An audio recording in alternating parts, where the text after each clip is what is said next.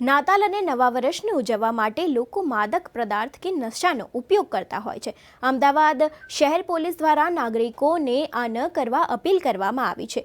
શહેરમાં હાલ prohibition drive ચાલી રહી છે, ત્યારે તમામ ઝોન મુજબ પોલીસ દ્વારા કેટલો શરાબ પકડવામાં આવ્યો છે અને કેટલા કેસ કરવામાં આવ્યા છે, આવો જાણીએ અમદાવાદના ડીસીપી કંટ્રોલ અધિકારી દ્વારા। પ્રોહિબિશનની ડ્રાઈવ પણ હાલ અમલમાં છે। ડીજીપી શ્રી ગુજરાત રાજ્ય તથા પોલીસ કમિશનર શ્રી અમદાવાદ શહેર બંને દ્વારા અમદાવાદ શહેરમાં સમગ્ર રાજ્યમાં છે, તે જ રીતે અમદાવાદ શહેરમાં પણ પ્રોહિબિશનની ડ્રાઈવ ચાલી રહી છે।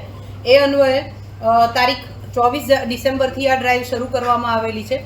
તો ગઈકાલ એટલે કે તારીખ 24ના રોજ અમદાવાદ શહેરમાં અલગ અલગ ઝોનમાં કુલ 18 જેટલા વિદેશી દારૂ અંગેના કેસો કરવામાં આવેલા છે, જેમાં લિસ્ટેડ અને નોન લિસ્ટેડ મળીને કુલ 20 જેટલા આરોપીઓની અટક કરવામાં આવેલી છે અને IMFLનો 791 બોટલ જેટલો જથ્થો જપ્ત કરવામાં આવેલો છે, જેની કિંમત આશરે 1.46 લાખ જેટલી છે। આ પ્રોહિબિશનના મુદ્દામાલ સાથે અન્ય મુદ્દામાલ મળી આશરે 3.83 લાખ કિંમતનો મુદ્દામાલ પોલીસ દ્વારા આ 18 કેસ દરમિયાન ગઈકાલના એક દિવસમાં અમદાવાદ શહેર પોલીસ દ્વારા જપ્ત કરવામાં આવેલો છે।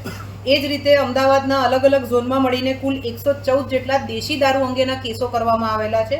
આ કેસો લિસ્ટેડ અને નોન લિસ્ટેડ મળીને કુલ 76 જેટલા દેશી દારૂના બુટલેગરો પર કરવામાં આવેલા છે અને જપ્ત કરાયેલ દેશી દારૂનો જથ્થો આશરે 666 લીટર જેટલો છે, જે દારૂની કિંમત આશરે 13,300 જેટલી છે અને દેશી દારૂના જથ્થા સાથે જપ્ત કરવામાં આવેલ અન્ય મુદ્દામાલ મળીને એની કુલ કિંમત આશરે 25,500 જેટલી છે।